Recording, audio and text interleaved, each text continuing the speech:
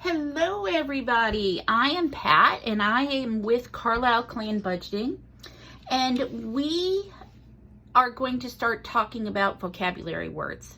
As a teacher, I find it very, very important that in order for us to understand what we're doing and the process is we need to understand the common vocabulary words and their definitions, so that as we're walking through this entire process of real budgeting for real people with real money that we really have, we can best take the definition that we're using, the words we're using, and apply those definitions to the best that we can.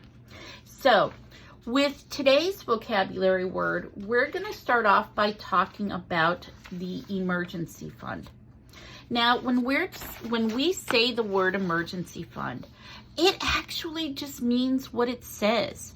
And what I've done is I've gone onto and I did a couple of Google searches. I went to Webster's, I went to Oxford Dictionary, I went to bankrate.com because it's a very common word, but I want to make sure that we're using the word and the definition correctly. As a teacher, I can't help myself.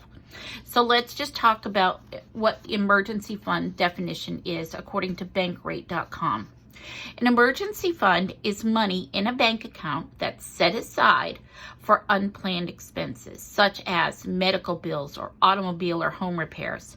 An emergency fund can also help you weather a loss of income resulting from a job loss or extended illness. Using funds earmarked for unexpected bills can reduce the need and the costs associated with high interest credit cards or personal loans to pay them. I mean, let's face it, we've had that moment where we're driving down the road and we've got a flat tire, or our husband wakes up with the worst toothache in the world, or we are in the middle of the night and our daughter wakes up with a fever of 104 and we're finding ourselves spending the night in the emergency room. Those are unplanned expenses. Those are things that in this world suddenly come up.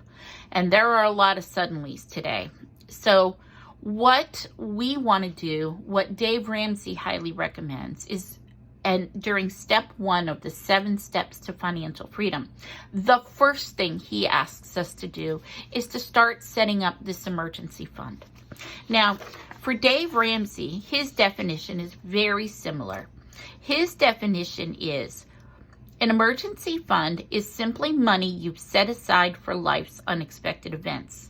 Sometimes people call it a rainy day fund. Our great grandmothers used to call it egg money, from the money they'd earn from selling the extra eggs at the local store. But whatever you call it, it's emergency savings, and that can take care of whatever life tosses your way. Now, he's talking about true emergencies like a car accident, a hospital visit, or a cracked tooth. A BOGO shoe sale is not a reason to dip into your emergency fund, you guys. This thing should only be used when there's a real emergency that you need cash to cover. Now, why do you need an emergency fund? The reason to have an emergency fund is simple. You don't know what's going to happen. You'll be so thankful to have this emergency fund if you suddenly lose your job or get into a fender bender.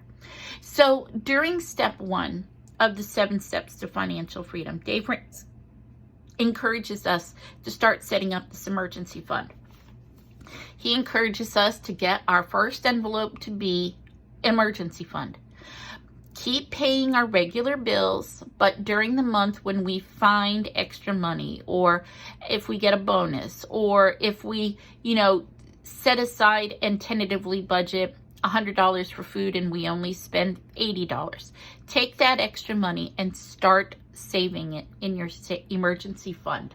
Okay?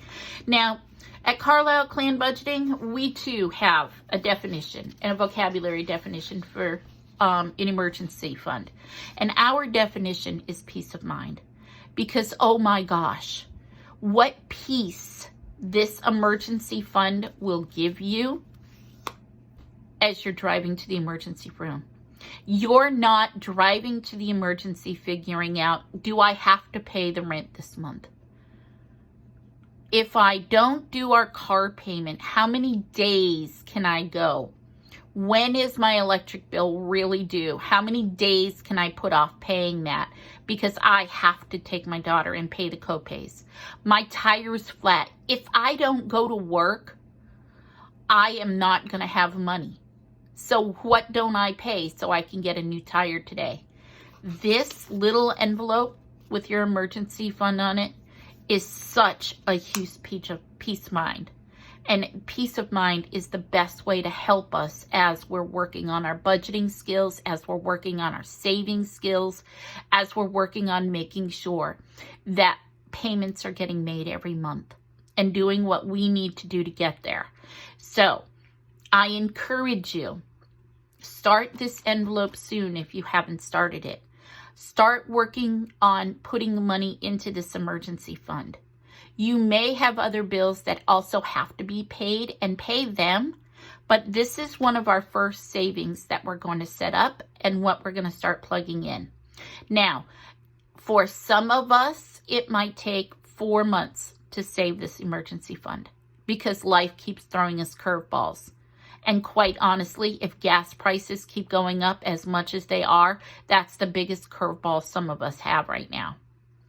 But even if it's only $1, the habit of setting aside that dollar to increase our emergency fund by $1 is $1 closer to the peace of mind that we have. So I encourage you, please start setting money aside for the emergency fund, even if it's only $1. How are you planning on doing the emergency fund? Do you already have it done? What are some other things that you are going to do to start getting money set aside for this emergency fund? Please, I encourage you, share your thoughts and ideas. Your thoughts and ideas might help trigger somebody who's having a hard time figuring out where this extra is going to come from. But this peace of mind is so important. So please type in your comments, suggestions, plans, routes, whatever you're doing to start getting this emergency fund set up. Thanks, guys. See you next time on Vocabulary with the Carlyle Clan. Bye-bye.